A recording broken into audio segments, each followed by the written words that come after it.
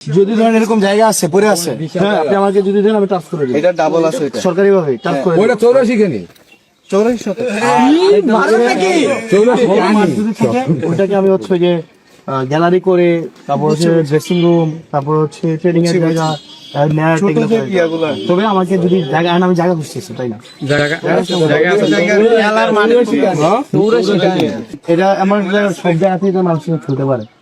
না ওটার মধ্যে একটু মানে এটা মধ্যে মারামারি হয়েছিল, এটা নিচে সমস্যা হচ্ছে ওই এলাকার মানুষ একটু প্রভাব ফেলে।